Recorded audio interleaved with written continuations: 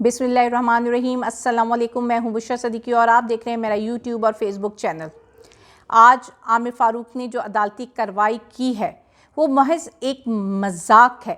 मैंने अपने एक ट्वीट में भी ये कहा था कि जो जस्टिस आमिर फ़ारूक है ना, वो मजाक बना रहे हैं इंसाफ का।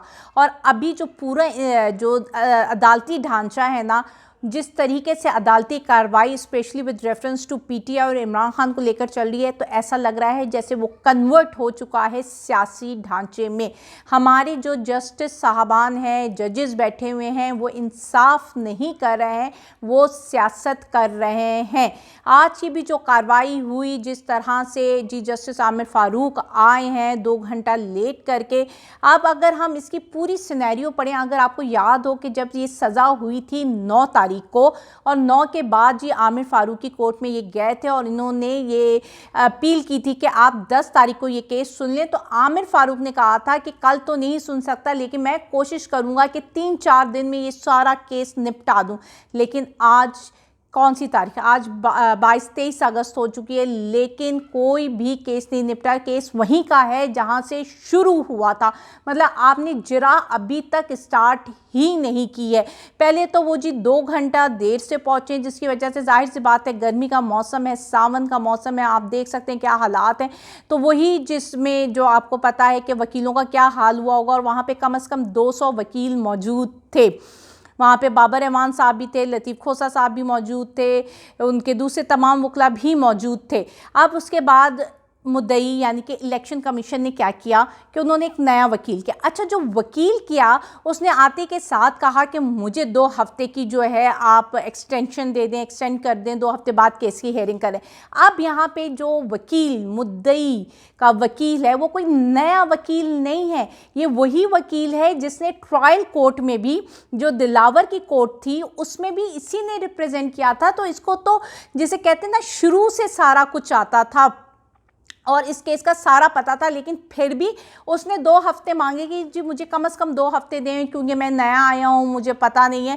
तो इस पर लतीफ़ खोसा साहब काफ़ी बरहम भी हुए और उन्होंने फिर, आपने देखा होगा कि बाहर आकर भी प्रेस कॉन्फ्रेंस की और वो शदीद गुस्से में दिखाई दिए। और फिर दूसरी बात जो थी कि जिसमें उन्होंने कहा कि जी मुझे केस स्टडी करना है। पहली बात तो ये कि जो मैं बता चुकी हूँ कि वो ऑलरेडी दिलावर के केस में उन्होंने ही रिप्रेजेंट किया था इलेक्शन कमीशन को, तो ये तो उनका मतलब एक डिले टैक्टिक्स है। दूसरी चीज़ जी, वो बात उन्होंने की कि जी उनको केस के लिए टाइम चाहिए। तो ये जो केस लगा हुआ था वो सज़ा मौतली का केस था। ये नहीं था कि जिसमें आप भी वो जिरा होनी है या आपने पूरे उनके बारे में दोबारा से बताना है कि जी क्या क्या फैक्ट्स एंड फिगर्स है। ये सिंपल एक सज़ा जब मिलती है 3 साल की, और ये सिंपल इम्प्रिजनमेंट की सज़ा है। ये कोई बामुशक्कत सज़ा नहीं थी या कुछ इस तरह वाली सज़ा नहीं थी। और इसमें जो अदालती फैसले अगर पुराने उठाकर हम देखें तो इस तरह की सज़ाओं में फ़ौरन की फ़ौरन जो है वो मुअत्तल हो चुकी होती है।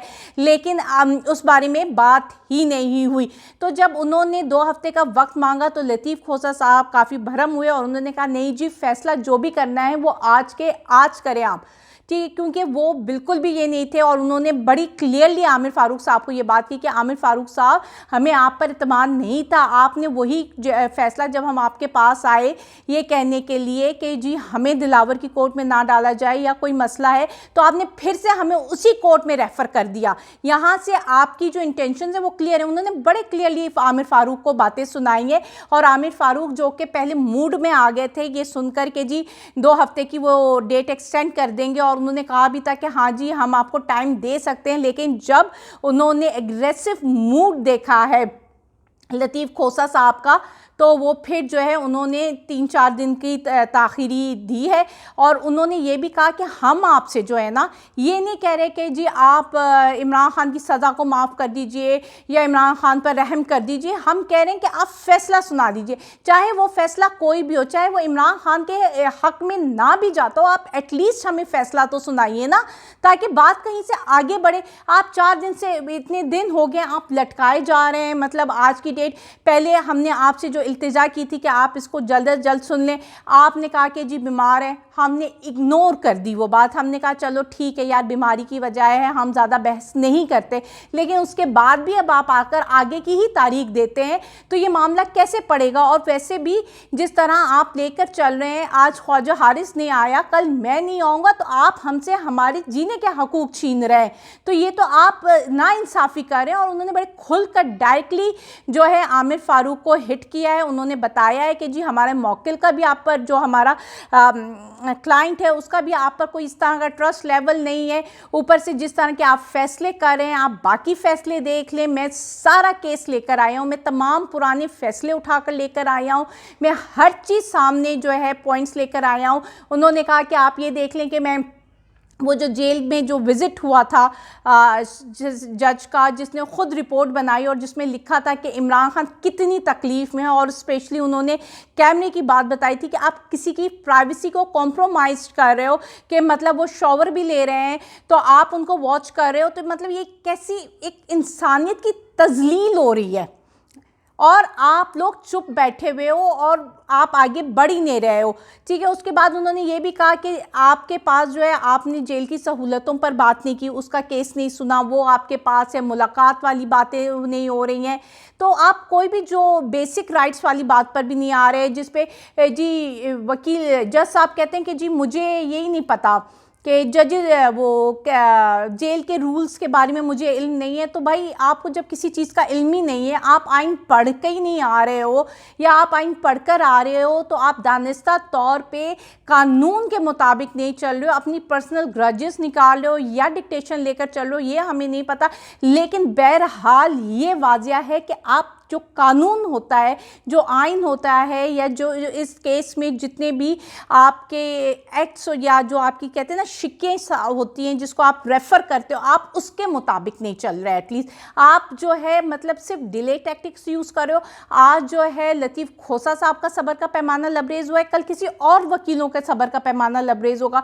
तो इसका मतलब ये है कि आप बाय इंटेंशन इस तरह डिले करके, जिसे कहते हैं ना कोई भी शख्स होगा, एक आम सा शख्स होगा, जब उसके साथ ये होता है तो वो अल्टीमेटली एक पॉइंट आता है कि जिसमें वो भड़क उठता है।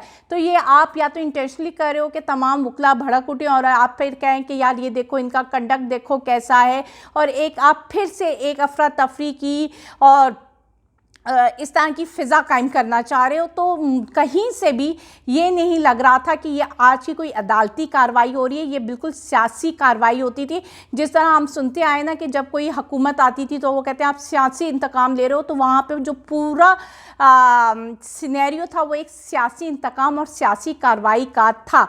और फिर आज बुशरा बीबी की मुलाकात भी हुई है, इमरान खान से बहुत ज़्यादा खुलकर बातें तो सामने नहीं आई, लेकिन जो एक बात क्लियर है कि इमरान खान ने बुशरा बीबी से जो भी कैदोबंद की सोबतें हैं, जो मुश्किलें आ रही हैं और आगे क्या वो फोर्सी कर रहे हैं, उसके बारे में उन्होंने सारी बातें की हैं। और सबसे इम्पॉर्टेंट बात कि उन्होंने एक रेफरेंस भेजा है, और वो रेफरेंस है आमिर फ़ारूक पर अदम एतमाद का, क्योंकि वो जो है मुल्ज़िम होता है या जो बंदा क्लाइंट होता है वो ख़ुद देता है ये रेफरेंस, और इमरान खान ने वो रेफरेंस, वो ख़त लिखा है जिसमें उन्होंने बताया है कि मुझे आमिर फ़ारूक पर एतमाद नहीं है।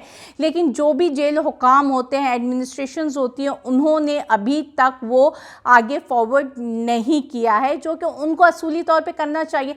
लेकिन मैं हर दफ़ा ये कहती हूँ कि असूल अब पाकिस्तान में प्रिंसिपल्स तो रहे ही नहीं है, कोई आइन रहा नहीं है, दस्तूर रहा ही नहीं है, जिसकी लाठी उसकी भैंस का दस्तूर है। यहाँ पे जब सदर के ख़त को, मतलब सदर के ऑर्डर्स की नफ़ी हो जाती है, वो सदर जो कि सुप्रीम कमांडर है उसके ऑर्डर की नफ़ी हो जाती है, जो जजेस हैं वो सियासतदान बन जाते हैं, और जो महाफिज हैं वो जी डोमेस्टिक और फॉरेन पॉलिसीज़ हमारी चलाना शुरू कर देते हैं, तो फिर मुल्क का तो यही हाल होगा। इसी तरह मुल्क का बेड़ा गर्क होगा। आज आप देख लीजिए कि क्या हालात हैं। वो रेस्क्यू ऑपरेशन चल रहा है, बडग्राम में 8 लोग लटके पड़े हुए, लेकिन उस पर भी सियासत खेली जा रही है कि जी हमारी निगरां वज़ीर आज़म ने जी हदायत सलाहियत दी थी। और निगरां वज़ीर आज़म, जिस तरह मैंने कहा ना कि सबके रोल्स उलट हो गए हैं कि जजेस अपना काम छोड़कर सियासत करें, तो इसी तरह निगरां वज़ीर आज़म जिन्होंने 3 माह में इलेक्शन करवाने, वो हमें लॉन्ग टर्म पॉलिसीज़ बता रहे हैं। भाई आपका क्या काम है लॉन्ग टर्म पॉलिसीज़ डिस्कस करने का, आपका काम है इलेक्शन करवाओ। लेकिन जब तक मुल्क में यही चलता रहेगा, यही अफरा तफरी रहेगी, आइन की बालादस्ती नहीं होगी, रूल ऑफ लॉ नहीं होगा, ये मुल्क आगे नहीं बढ़ेगा। अल्लाह हाफिज़।